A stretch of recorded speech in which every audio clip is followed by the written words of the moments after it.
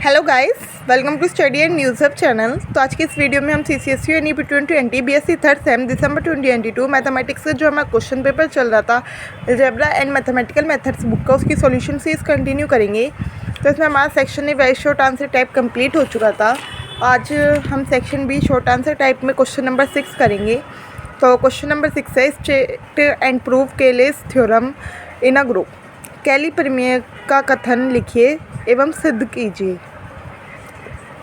तो वैसे तो ये बहुत ही लॉन्ग थ्योरम है, यानी ये लॉन्ग क्वेश्चन के अकॉर्डिंग आनी चाहिए थी, बट इन्होंने शॉर्ट में दे दी तो हमें करनी पड़ेगी, क्योंकि और लॉन्ग में इन्होंने दो पार्ट दे दिए इसी तरह के क्वेश्चंस के, बट स्टिल ये लॉन्ग में होनी चाहिए थी। और हाँ, लैग्रांजेस थ्योरम या केलेस थ्योरम में से एक आती ही है मोस्टली। तो अभी इसका स्टेटमेंट करते हैं। सबसे पहले केलेस थ्योरम हेडिंग डाल दी, अब उसमें स्टेट ऑफ प्रूफ का है तो स्टेटमेंट ऑफ प्रूफ करेंगे हम। तो स्टेटमेंट क्या है? Every finite group G is isomorphic to a permutation group. यानी कोई भी फाइनाइट ग्रुप G लिया तो वो किसी एक ना एक परम्यूटेशन ग्रुप के आइसोमॉर्फिक होगा। तो अब ये हमें प्रूव करना है। तो देखो, इसमें परम्यूटेशन का ग्रुप लेना है। एवरी फाइनाइट ग्रुप G तो हमें गिवन है, तो सबसे शुरू में मान लिया let G be a finite group.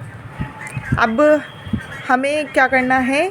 एक परम्यूटेशन ग्रुप भी लेना पड़ेगा, यानी पहले एक परम्यूटेशन का सेट बनाना पड़ेगा, फिर यानी पहले परम्यूटेशन शो करना पड़ेगा, फिर उसका एक ग्रुप मानेंगे, वो उसका एक सेट मानेंगे G डैश, फिर उसे ग्रुप भी प्रूव करना पड़ेगा, तब वो हमारा परम्यूटेशन ग्रुप बनेगा। फिर हमें दिखाना है जो ये फाइनाइट ग्रुप G है वो इसके आइसोमॉर्फिक है। तो यानी G इज़ आइसोमॉर्फिक टू, ये वाला ग्रुप हमने G डैश मान लिया, तो वो देखो ये रहा, कैसे लिखते हैं ऐसे, G इज़ आइसोमॉर्फिक, यानी इस वाले साइन को आइसोमॉर्फिक रीड करते हैं यहाँ पे। तो G is isomorphic to G dash. तो करते हैं अब हम इसे। तो क्या है? सबसे पहले प्रूफ में हमने मान लिया जो हमें दिया हुआ है, let G be a finite group. अब G का कोई एलिमेंट मान लिया, let A belongs to G, then for every X in G the product AX is also an element of G। कोई G का एलिमेंट है A और कोई X एलिमेंट है G में, कोई सा X की वैल्यू कुछ रख लो, एक फिक्स्ड कर लिया कोई सा। तो जब हम A और X की मल्टीप्लाई करेंगे तो वो भी G का एलिमेंट आएगा क्लोजर प्रॉपर्टी से। क्लोजर प्रॉपर्टी में क्या है? दो एलिमेंट्स की मल्टीप्लिकेशन G के ही एलिमेंट होती है। अब हम एक कंसीडर करेंगे function FA from G into G defined by G से G पे ही हम फंक्शन डिफाइन कर रहे हैं। फिर से हम परम्यूटेशन शो कर देंगे, फिर उससे एक सेट बनाएंगे, उस सेट को हम ग्रुप शो कर देंगे, तो वो हमारा परम्यूटेशन ग्रुप बनेगा। तो हमने कैसे डिफाइन करी मैपिंग को? FAX is equals to AX for every X belongs to G। अब X मान लिया G का एलिमेंट है और A भी था, तो FA कैसे निकलेगा? FAX, यानी यहाँ पे हम X की जगह जो सा भी एलिमेंट रखेंगे G का, तो उसमें एक ही मल्टीप्लाई कर दो तो हमारी FA मैपिंग बन गई। तो हमें ये पहले ये शो करेंगे, ये 1 1 है और 2 है, तो वो परम्यूटेशन हो जाएगी। तो सबसे पहले ये शो करते हैं परम्यूटेशन है। तो द फंक्शन FA इज़ 1 1। 1 1 क्या होता है? अगर हमने यहाँ पे दो एलिमेंट लिए X और Y फंक्शन के अंदर, तो उनका जो लास्ट में X और Y भी इक्वल ही आ जाए। देन अब हमने मान लिया, यानी यहाँ पे X और Y ये दोनों इक्वल है, यानी X Y इक्वल नहीं है, X Y के फंक्शन इक्वल है। इस जगह हमने X लिया और एक में Y लिया, तो FAX is equals to FAY। अब हमें प्रूव क्या करना है? X equal to Y। तो हमने 1 वाला यूज़ करा, 1 में क्या है? AX की जगह तो AX आ गया। अब यहाँ पे है AY, तो यहाँ पे इक्वल टू AY, तो दिस इम्प्लाइज हो गया X is equals to AY by 1। अब लेफ्ट कैंसिलेशन लो से A से A कट जाएगा, तो X is equals to Y आ गया। ये रहा X is equals to Y by left cancellation लो। अब मैंने क्या कहा था? 1 1 ऑन 2 हो तो परम्यूटेशन होता है, तो ऑन 2 प्रूव करेंगे। The function FA is also on 2। On 2 क्या है? किसी भी, यानी कोई सा भी ऐसा इंटीजर एग्जिस्ट करे, यानी उस पर अगर वो फंक्शन लगाए तो हमें X मिल जाए, और अगर Y का फंक्शन लगाए तो Y मिल जाए। देखो एक तरह से यानी एक एक्स एलिमेंट है जी का, ये है जी से जी पे मैपिंग है, तो जी का एलिमेंट लें या और लास्ट में यानी जी का एलिमेंट आ जाए, तो उसका एक एलिमेंट ए इनवर्स एक्स भी एग्जिस्ट करेगा। देखो ए जी का एलिमेंट है तो एग्जिस्टेंस ऑफ इनवर्स से ए इनवर्स भी एग्जिस्ट करेगा और जी का एलिमेंट होगा। अब ए इनवर्स भी जी का एलिमेंट और एक्स भी, तो दोनों की मल्टीप्लिकेशन भी जी के एलिमेंट होगी क्लोजर प्रॉपर्टी से। तो अब हमने इसकी जगह ए इनवर्स एक्स रखा, यहाँ पे इस वाली में फंक्शन में एक्स की जगह क्या रखा, ए इनवर्स एक्स, तो ए इंटू ए इनवर्स एक्स आ गया, क्योंकि ए की मल्टीप्लाई हो जाती है जब ये मैपिंग ओपन करते हैं, और एक्स की जगह क्या आ गया, ए इनवर्स एक्स। और एसोसिएटिव लो के उससे ए इंटू ए इनवर्स एक ब्रैकेट में लिख लिया, एक्स अलग, और ये एग्जिस्टेंस ऑफ आइडेंटिटी से क्या होगा, ई के इक्वल, तो ई एक्स इजिकल्स टू क्या आ गया, एक्स, यानी ई के वो ये तो एग्जिस्टेंस ऑफ इनवर्स से आ गया ई के इक्वल, और फिर एग्जिस्टेंस ऑफ आइडेंटिटी से इक्वल आ गया एक्स के। सबसे पहले वन फंक्शन यूज़ करा, फिर एसोशिएटिविटी लगाई, एसोशिएटिविटी में लास्ट के दो फंक्शन ब्रैकेट में है तो फर्स्ट दो फंक्शन ब्रैकेट में हो जाते हैं अलग। अब a into a inverse is equals to e होता है एग्जिस्टेंस ऑफ इनवर्स से, और एग्जिस्टेंस ऑफ आइडेंटिटी से आइडेंटिटी एलिमेंट की किस में मल्टीप्लाई करो तो वही एलिमेंट आ जाता है। तो हमारा क्या आ गया overall, F A inverse X is equals to X, तो यानी ऐसे एक एलिमेंट एग्जिस्ट करता है जिससे एक्स आ जाए।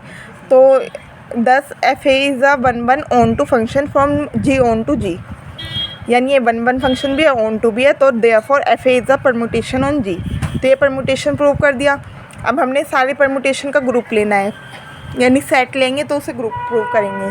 तो सारे परमुटेशन का सेट लेंगे, let G dash denote the set of all such one one onto functions defined on G corresponding to every element of G. अब हमने ए के करस्पॉन्डिंग लिया था, अब ए की जगह बी भी हो सकता है तो एफ भी बन जाएगा, सी भी हो सकता है, तो ऐसे सारे परमुटेशन का हमने सेट ले लिया जी डैश। तो जी डैश को कैसे लिखा, G dash is equals to F a for all a belongs to ji.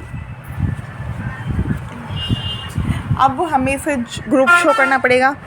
First we shall show that G dash is a group with respect to the operation known as composite of product of two functions. अब हमें multiplication के लिए, composition के लिए, product के लिए क्या prove करना है, इसे ग्रुप की क्या प्रॉपर्टीज होती है, चार। एबिलियन ग्रुप में एक एक्स्ट्रा हो जाती है, बट ग्रुप की क्या होती है, क्लोजर प्रॉपर्टी, एसोशिएटिविटी और एग्जिस्टेंस ऑफ आइडेंटिटी और एग्जिस्टेंस ऑफ इनवर्स।